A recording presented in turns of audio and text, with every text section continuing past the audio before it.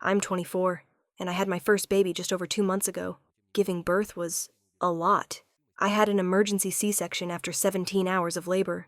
I lost a ton of blood. The doctors said if we had waited even another 30 minutes, my baby might not have made it.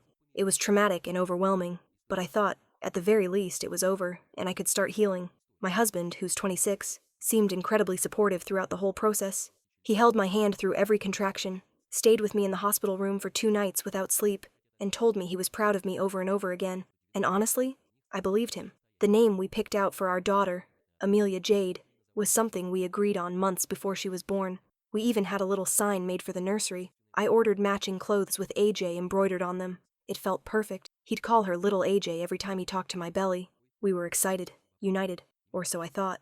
After the surgery, I was out of it for a while. Between the anesthesia, blood loss, and pain meds, I drifted in and out of sleep constantly. I vaguely remember hospital staff talking about paperwork, birth certificates, signatures, but I don't remember ever filling anything out myself. I thought maybe my husband had taken care of it. He told me not to worry, so I didn't. Until last week, when I went to apply for our daughter's social security card and saw the name listed on the paperwork was Lillian Marie.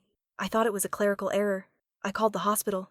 They confirmed that the name had been submitted by the father, my husband. I thought my stomach was going to fall out of my body. Lillian Marie is his mother's name. His mother's name. He didn't even mention it. He didn't even ask me. And the part that's breaking me? His mother knew. She knew. She sent a bracelet a few days after we came home. A tiny gold chain with Lillian engraved on it. At the time, I thought it was just a sweet, if slightly presumptuous, gesture. But now, I know it wasn't a guess. She knew because they planned it, and I still haven't told him I know. I didn't say anything right away. I don't know why. Maybe part of me hoped I misunderstood the paperwork. Maybe I was hoping there was still some kind of explanation that wouldn't destroy the last 2 months of my life. But mostly, I think I was just trying not to snap. I wanted to be calm before I asked him about it. I wanted to make sure I wouldn't say something I couldn't take back. So instead of confronting him, I tested him. That same night, I casually brought up how I couldn't wait to get Amelia's birth certificate framed, how I wanted to hang it in her nursery next to the little AJ canvas we made. I watched his face carefully. He hesitated. Barely, I noticed. Then he said something like, "Oh yeah, we'll get that soon. Don't worry about it." That's when I knew. He was hiding something. So I did the thing I knew I'd do. I went into his office when he was showering, opened his desk drawer, and sure enough, tucked under some old paperwork, I found a manila envelope with a copy of birth certificate inside. There it was, in plain black ink. Lillian Marie, our last name, and the signature, his. No mention of, no cosign, no dual consent, just him. The wave of nausea in me was over. I sat on, just stared at for probably 10 straight minutes. I kept thinking over and over, did he do this? I didn't say anything, but I didn't sleep either. The next morning, his mother, the namesake, she wanted to know if I'd picked a date for the christening. We hadn't even discussed having one, apparently not suggested, not offered, booked. I asked her. She said Lillian Marie, like it was the most obvious thing in the world. And then, in this syrupy voice that made my blood boil, she said, "Isn't it just so special that she's carrying on the family name? It's what your husband always wanted." That was the moment I realized this wasn't a mistake. It wasn't even a miscommunication. It was a plan. They had planned this. Behind my back. While I was in recovery. When I was still too weak to walk on my own, and too drugged to think straight. They stole my baby's name. And now I'm not sure I can trust either of them ever again. I didn't confront him that morning either. I know how that sounds. Weak, maybe even cowardly. But I was still in shock. Still replaying everything over and over in my mind. The hospital room, him holding my hand, me whispering Amelia while she cried for the first time. All of it felt like a lie now. A staged performance while they both knew what they were going to do behind my back. Instead, I waited. I wanted to see if he'd come clean on his own. He didn't. The rest of the day, he acted like nothing was wrong. Kissed my forehead, changed a diaper, made coffee for both of us. Like we weren't living in 2 completely different realities. So that night, when he was asleep, I grabbed his phone. I wasn't even looking for anything specific. I just needed to know how far back this went. And what I found? It wasn't just 1 or 2 texts between him and his mother. It was weeks of messages. Back and forth. Her pushing. Him hesitating. Then finally agreeing. The day I was admitted to the hospital, she sent him a message. "Just remember what we talked about. You'll be doing the right thing. She'll understand eventually." He responded, "Yeah, I'll take care of it. Don't worry." That same day. The day I was literally prepped for surgery. The day our baby was born. But the worst part? There was a message 2 days before I even went into labor. From him to her. I haven't told her. I think she'll freak. Maybe better to just do it and explain later. And her response? Exactly. She'll be too emotional to make good decisions anyway. Too emotional. Like I was some fragile idiot who couldn't be trusted to name my own child. I scrolled until I couldn't breathe. She sent him name ideas, nickname suggestions, gift ideas. One message even said, "I found a onesie that says Lily's first Christmas. Want me to order it?" I took screenshots of everything, every message, every sick, manipulative plan they made while I was carrying a child inside me. Our child, my body, my pain, and somehow their decision. I didn't cry. Not that night. I think I was too angry to cry. But the next morning, I woke up before him, held my daughter in my arms, looked down at her tiny face and whispered the name I gave her. "You'll always be Amelia to me." And that was the moment I knew something had to change. This wasn't just about a name anymore. It was about control, and I wasn't going to let them win. I thought I'd feel better once I knew the truth, but I didn't. Knowing made it worse. It made everything feel deliberate and rehearsed, like I was a background character in a script they wrote without me. I kept thinking, what kind of man pretends to agree on a name with his wife, just to swap it out behind her back while she's recovering from surgery? I didn't say anything to him the next morning. Not yet. But I started planning. I made an appointment with a lawyer, quietly, privately. Told him I was asking about legal guardianship stuff and naming documents. He didn't press. But once I got there and showed the lawyer the birth certificate and told him what happened, his whole demeanor changed. He told me, flat out, what they did was legal, but barely. Because my husband and I are married, the hospital didn't require both of our signatures. If the father fills it out alone, it's assumed the mother consents. She challenges it within a certain the window to challenge it? 60 days. I looked at the calendar. It had been 53. I had 7 days to fix this before the name became permanent. After that, changing it would involve court petitions, legal fees, and possible disputes. My lawyer told me I needed to act fast, file a formal correction request, and, if necessary, prove that the name we agreed on wasn't the one submitted. He said if I had evidence, it would help. I smiled and said, "Oh, I have evidence."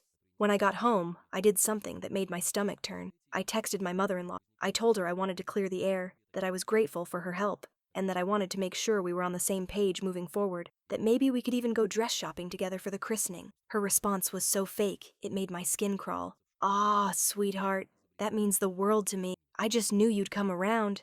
I've been praying for this." She had no idea I was recording everything. I got her to admit, in writing, that she and my husband chose the name as a surprise for me, that they worried I'd react badly, so they didn't want to ruin the birth experience with stress. She called it a gift, like hijacking my daughter's identity was something to be thankful for. I saved the messages, exported the chat, and sent the whole thing to my lawyer. Then, finally, I turned to the man and asked him one simple, "Why didn't you tell me you changed for the first time?" I saw fear in it. He knew. He knew I was done playing dumb. He sat there completely silent. I didn't say enough. I didn't need to. I just stared at him, holding our daughter in arms like a shield. I was bracing for the excuse, some half-baked story about tradition or honoring family, but what he said caught me completely. He said, "I didn't think you'd notice," just like that. Like her name was a detail I might not even check. Like I'd be too distracted with feedings and diapers and sleep deprivation to notice that my own child was living under the wrong name. I felt something snap in me, but I kept my voice calm. I asked him how long he'd been planning it with his mother. He sighed, rubbed his face, and admitted it had started around the 6th month of my pregnancy. She'd been pushing. He said at first, he told her no, but she wore him down. She said it was the only thing she'd ever ask of me, he said, that she never got her name passed down because I was a boy, and you weren't close with your family anyway, so she thought it wouldn't matter. Wouldn't matter. The name of the child I carried, delivered, nearly died for, wouldn't matter. I asked him why he didn't at least talk to me, just tell me what was happening, and he said something that made my skin crawl. "Because you were so emotional. I didn't want to make things harder." He kept saying he meant to tell me later, that he figured once it was official, I'd get used to it, that maybe I'd even like it eventually. He acted like he was doing me a favor, like sparing me a hard conversation somehow made this okay. I didn't scream. I didn't cry. I just told him I'd already spoken to a lawyer, that I had proof of what they did, and that I was filing a correction with the hospital first thing in the morning, and if he tried to stop me, I'd file a formal petition and drag this through family court. He started pacing, told me I was blowing this out of proportion, that it was just a name, that our daughter would never remember it anyway, but I couldn't even look at him. I just sat there, rocking her, whispering Amelia over and over again, like I was trying to protect the name from being erased. Then he said something that almost made me drop her. "If this is really such a big deal to you, maybe we shouldn't even be doing this anymore."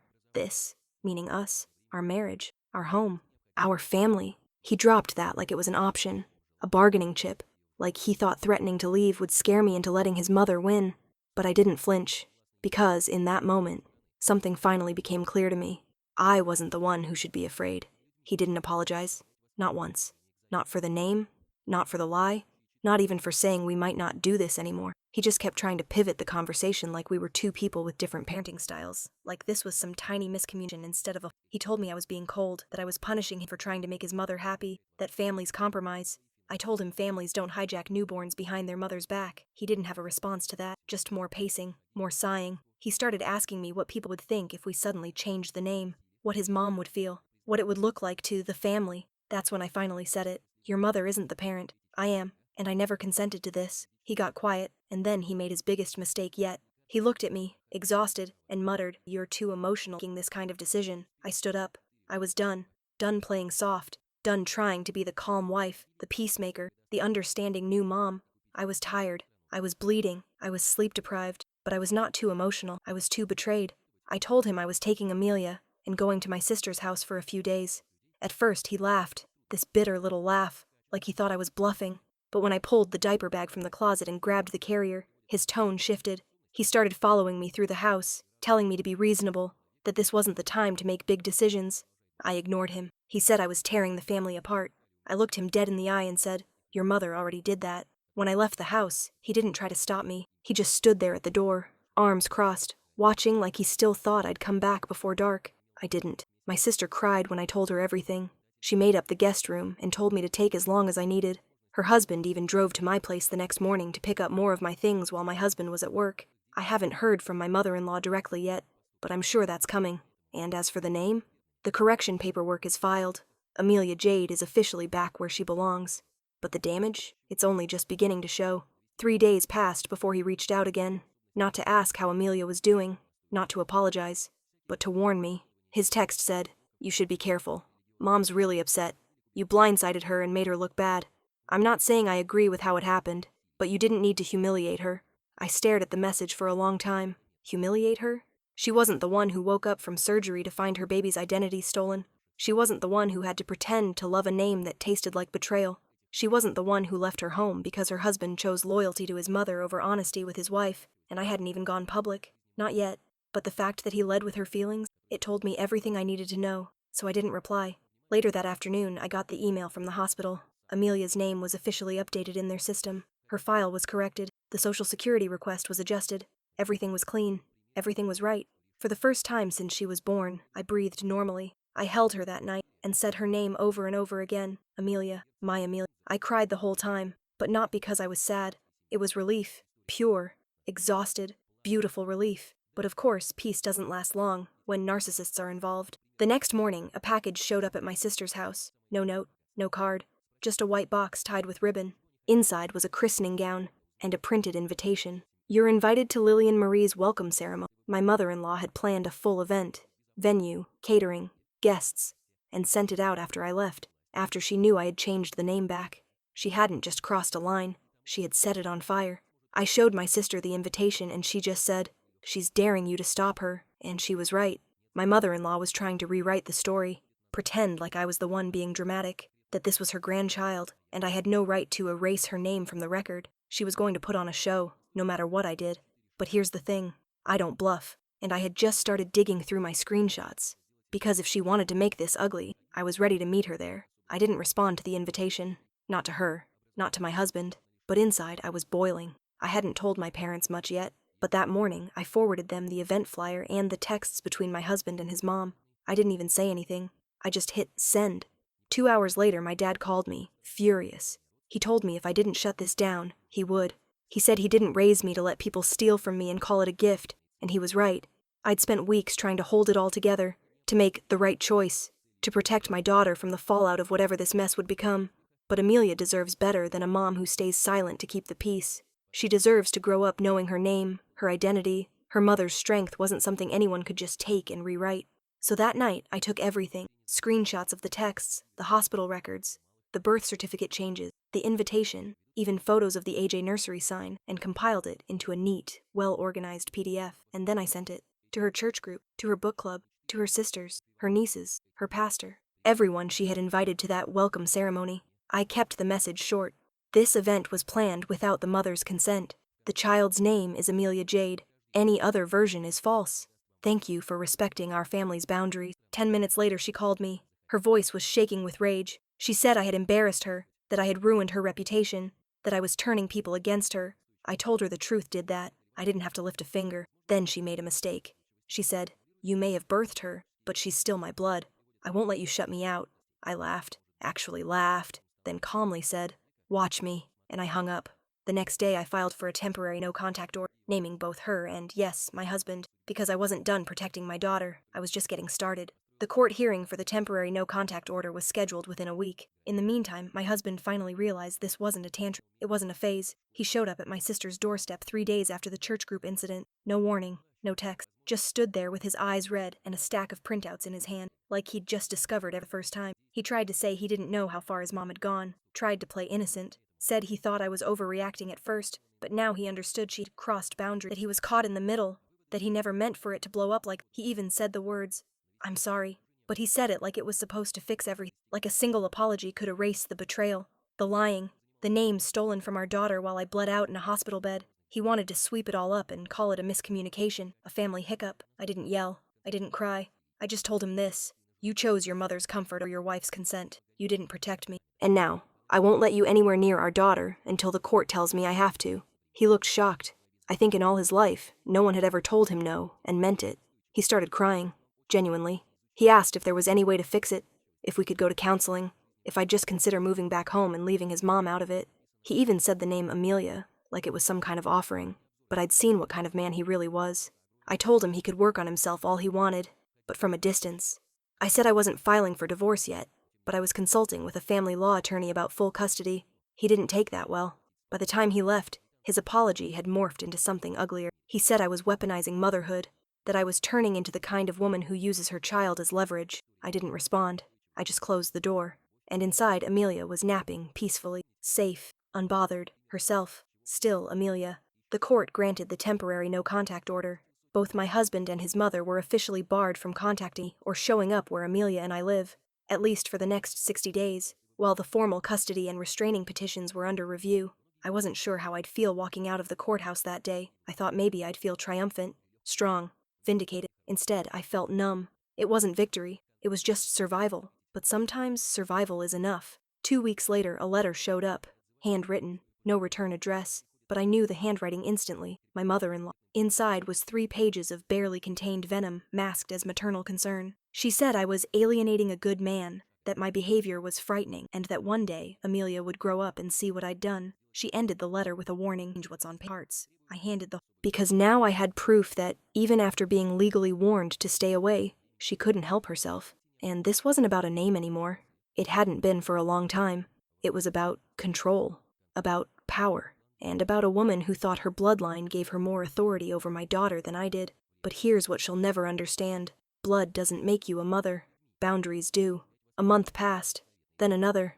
My husband finally got himself a lawyer. He asked for joint custody, supervised visitation at first, said he wanted to rebuild trust. I didn't fight it. I didn't have to. The paper trail did the talking for me. His own messages, his mother's letters, the backroom name swap, the lie that stretched from the delivery room to the guest list of a christening that never happened. The judge granted me primary custody, full legal rights.